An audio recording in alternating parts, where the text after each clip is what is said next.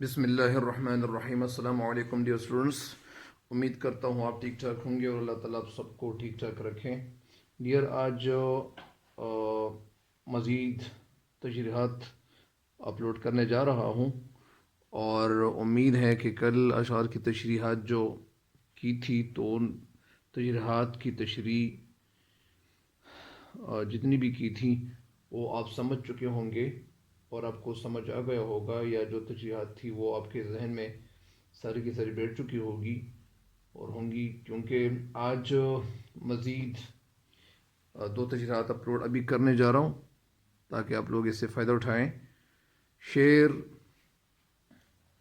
آج کا پہلا شعر ہے: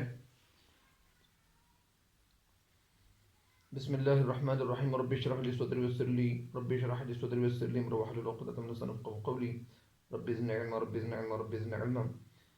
ڈیئر اسٹوڈنٹس، شعر کی تشریح بڑھنے سے پہلے میرے اس چینل پہ ہر نئے آنے والے وہ میرے اس چینل کو سبسکرائب ضرور کریں تاکہ وہ میری نئی ہر آنے والی ویڈیو آپ کو بر وقت پہنچتی رہے۔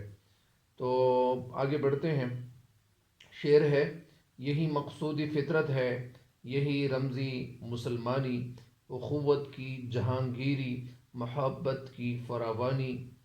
یہی مقصودی فطرت ہے، مقصود مقصد کو کہتے ہیں، فطرت نیچر، یعنی نیچر یعنی یہی اس دنیا کا نظام بھی ہے اور یہی دنیا چاہتی بھی ہے، یہی اللہ تعالیٰ بھی چاہتا ہے۔ یہی مقصودی فطرت ہے، مقصود مقصد کو کہتے ہیں۔ مقصد ایک لفظ ہے اور یہ اگر آپ لوگ اس سے میم قاف صاد مقصود مقصد مقصد سے اگر یہ میم ہٹایا جائے، میم، تو یہ قصد رہ جاتا ہے۔ قصد کے معنی ہے ارادہ، نیت نیت نیت۔ اور جب ہم گھر سے نکلے یا اسی طرح کسی کام کا ارادہ کریں اور وہ کام ہم کرنا شروع کر لیں تو اس کو مقصد کہتے ہیں۔ ہم نے قصد کیا ہوا ہے، ارادہ کیا ہوا ہے اور ہم گھر سے باہر نکلے ہیں تو جو کام ہم کرتے ہیں اس کو کیا کہتے ہیں؟ مقصد۔ اسی طرح مقصود فطرت ہے، یہی رمزی مسلمانی۔ رمز اشارے کو کہتے ہیں، یعنی کس طرح اشارہ؟ چھپی ہوئی بات، یہی جو ہے رمز ہے، یہی چاہتا بھی ہے۔ اور رمز جو ہے اس کی جو جمع ہے یہ واحد ہے اور رمز کی جو جمع ہے وہ رموز ہے، تو یہ اشارے کو کہتے ہیں۔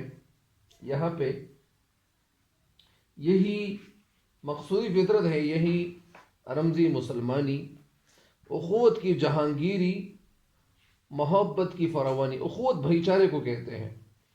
جہانگیری، جہان گھیرنا یعنی جہان میں پھیلانا۔ اخوت کی جہانگیری، محبت کو جہان میں پھیلانا۔ محبت کی فراوانی، فراوانی کے معنی یعنی زیادہ ہونا، جو زیادہ ہو۔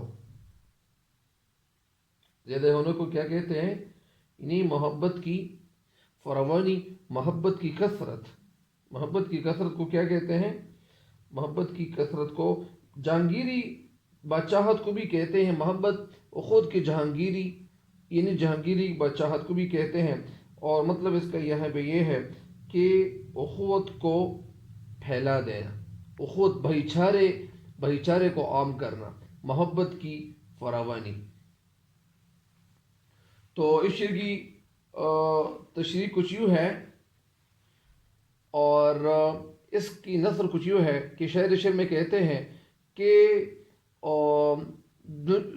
یہ دنیا جو ہے، دنیا کا جو مقصد ہے، اور دنیا میں صرف کیا چاہیے؟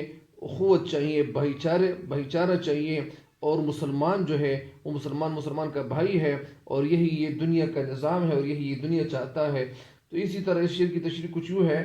اس شعر میں کہتے ہیں کہ دنیا میں اللہ تعالیٰ نے کم و بیش 1,24,000 جو انبیاء علیہ السلام وہ بھیجے ہیں، ان تمام میں ان تمام انبیاء علیہ الصلوۃ والسلام میں ایک بات جو تھی وہ کیا تھی؟ وہ مشترک تھی، مشترک اشتراک۔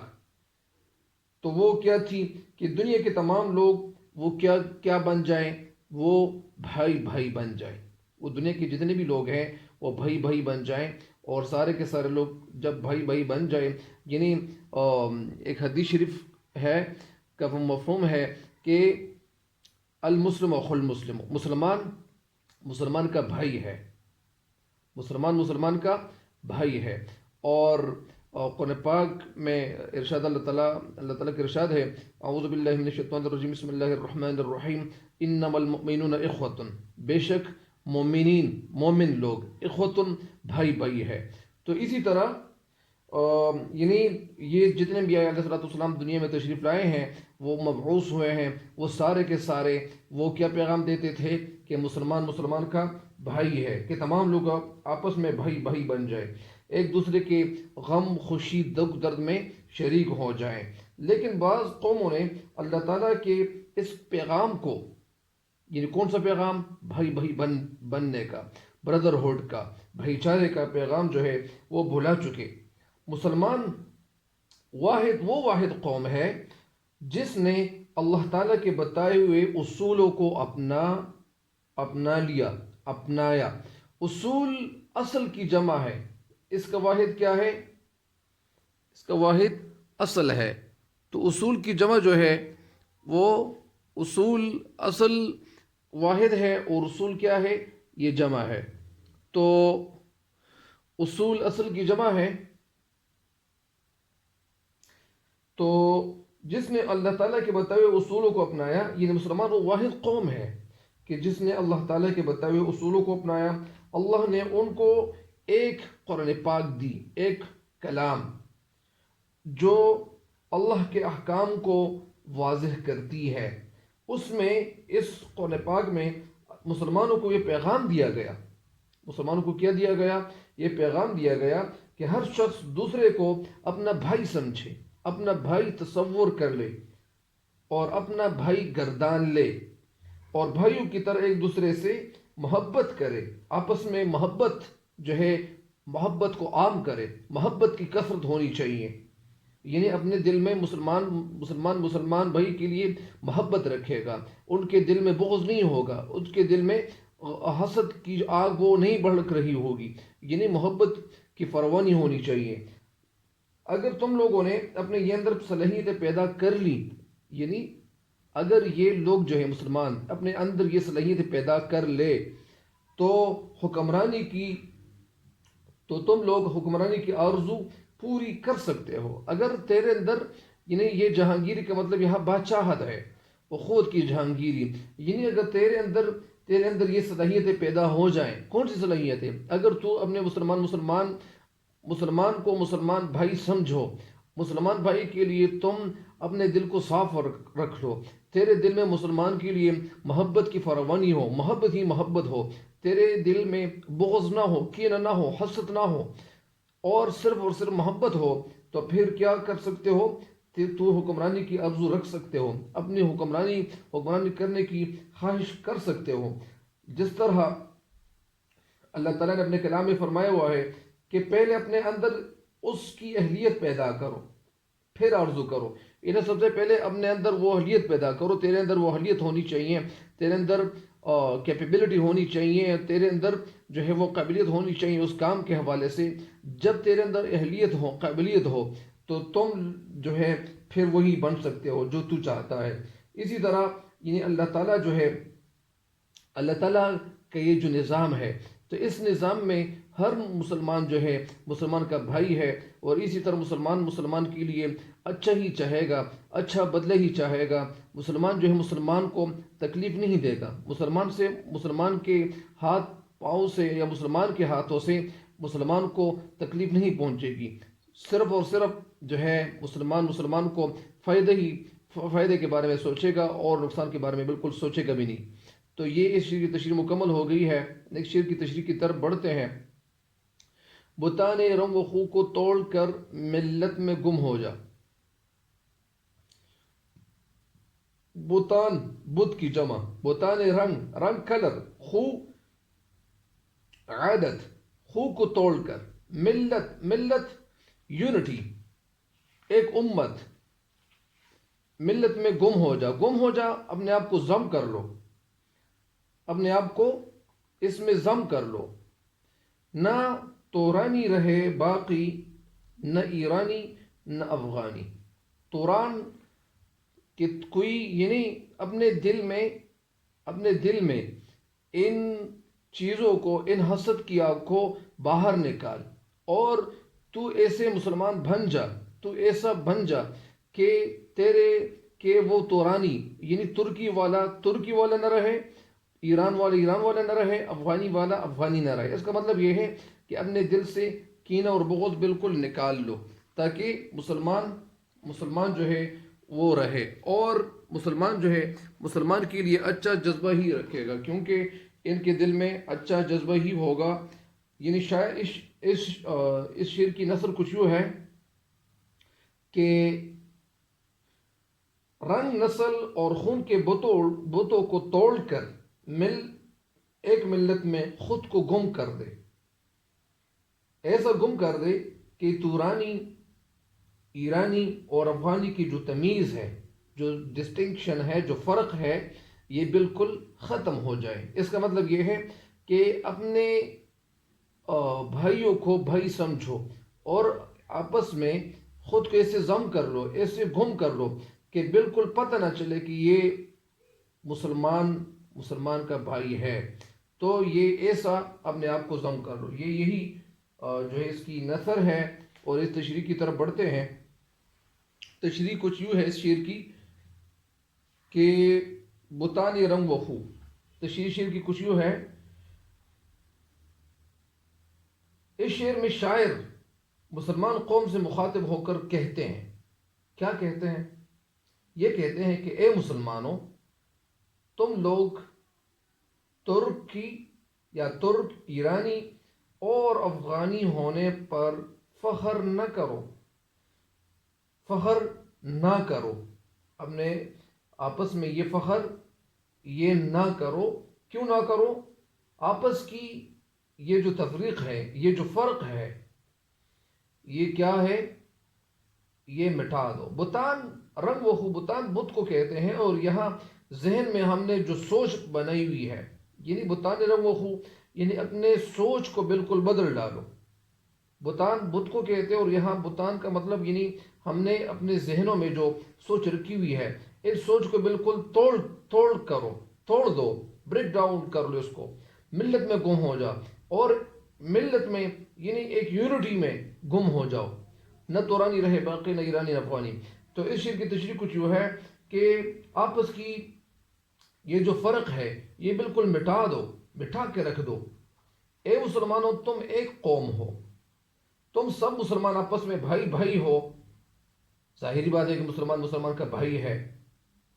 جس طرح ہمارے پیارے نبی صلی اللہ علیہ وسلم نے آخری خطبہ حجۃ الوداع کے موقع پر آپ صلی اللہ علیہ وسلم نے فرمایا تھا کہ کسی عربی کو عجمی پر، کسی عجمی کو عربی پر، کسی کالے کو گورے پر، کسی گورے کو کالے پر کوئی فرق، کوئی فوقیت حاصل نہیں ہے، کوئی بلندی، کوئی اونچائی وہ حاصل نہیں ہے، اور بلندی اونچائی وہ حاصل ہے صرف اور صرف تقوی پر، پرہیزگاری پر۔ جو انسان جتنا پرہیزگار ہوگا، جتنا متقی ہوگا، جتنا پکا مومن ہوگا، تو یہی انسان جو ہے وہ اللہ تعالیٰ کے ہاں وہ بہت بڑا ہوگا، اللہ تعالیٰ کے ہاں اس شخص کے درجے بلند ہوں گے۔ اور یہ ہمارے پیارے نبی صلی اللہ علیہ وسلم ارشاد فرماتے ہیں۔ تو یہی بات ہے کہ تم آپس میں ذات پات کا جو تصور ہے، اس تصور کو ختم کر ڈالو، اس تصور کو بالکل پارا کر دو، اس تصور کو بالکل ختم کر لو۔ اے مسلمان قوم، تم بتوں کی جو پوجا پاٹ، یعنی بتوں کی پوجا پاٹ اور رنگ نسل کے امتیاز کو ختم کر دو۔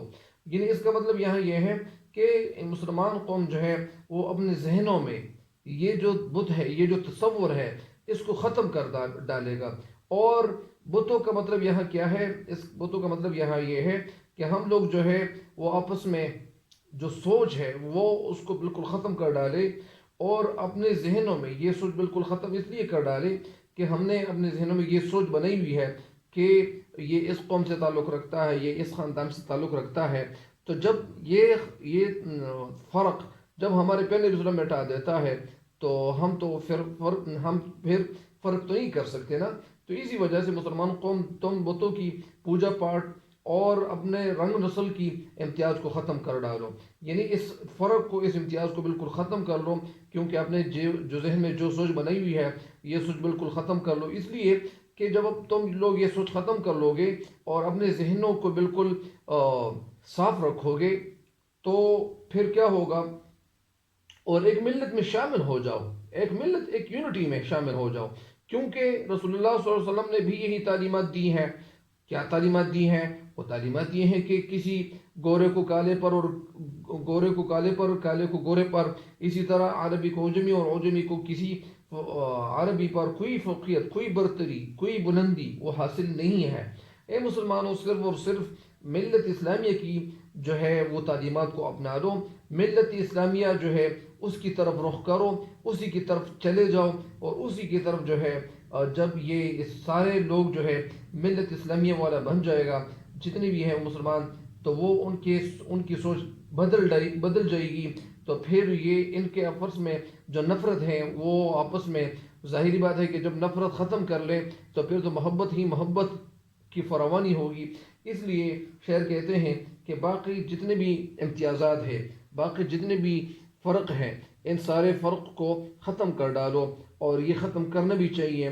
جس طرح علامہ اقبال رحمۃ اللہ علیہ بھی کہتے ہیں کہ ایک ہو مسلم حرم کی پاسبانی کے لیے، ایک ہو حرم کی پاسبانی کے لیے، نیل کے ساحل سے لے کر تاب خاک کی کاشغر۔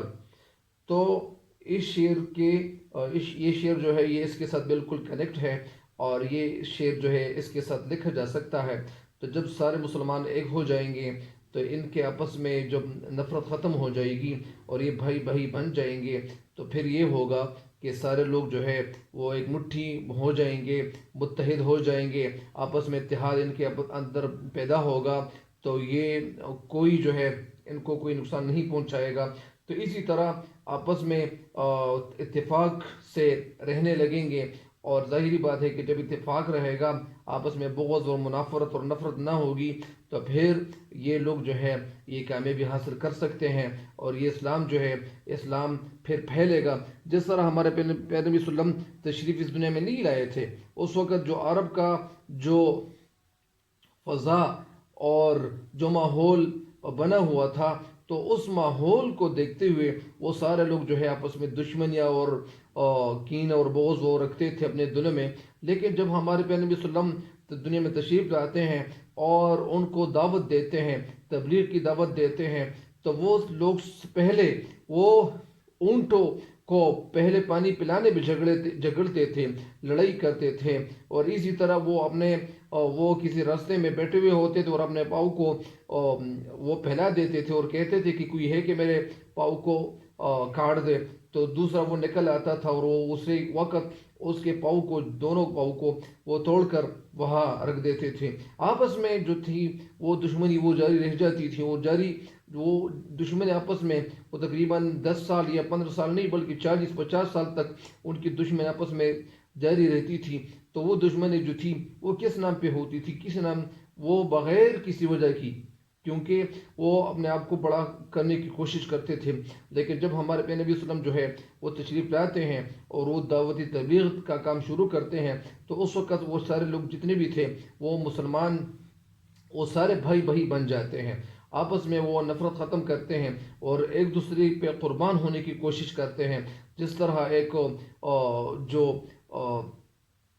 اسی طرح ایک غزوے یا اسی طرح ایک میدان ہے، اس میدان میں 3 صحابہ کرام رضی اللہ تعالیٰ اجمعین زخمی حالت میں پڑے ہوئے ہیں، تو وہ جب ایک دوسرے پہ فوقیت دیتے ہیں اور وہ کہتے ہیں کہ مجھے پانی کی ضرورت نہیں ہے، ان کے پاس لے جاؤ، تو جب وہ پانی وہ تینوں جو ہے وہ پیاس کی حالت میں اس دنیا سے وہ تشریف لے جاتے ہیں، تو اسی وجہ سے وہ محبت کہاں سے ان کے دل میں پیدا ہو گئی تھی۔ اور اسی طرح یہ جو ہے یہ اس دنیا کا نظام بھی ہے، یہ دنیا چاہتی بھی ہے جس طرح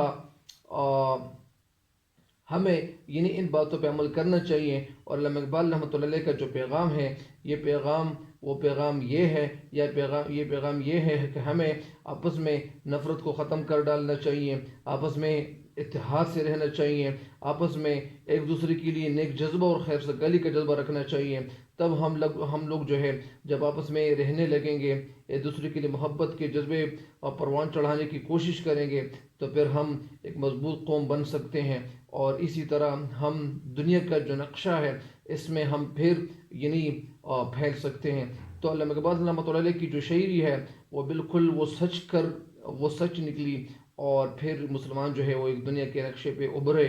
اور یہی شاعر جو ہے علامہ اقبال رحمۃ اللہ علیہ کا ایک پیغام تھا۔ تو اس شعر کی تشریح مکمل ہو گئی، نیکسٹ شعر کی تشریح کی طرف انشاءاللہ وہ پھر بڑھیں گے، اور نیکسٹ شعر کی تشریح بھی کروں گا، لیکن بس اس وقت کے لیے یہی کافی ہے۔ اللہ تعالیٰ آپ سب کا حامی و ناصر ہو، آمین۔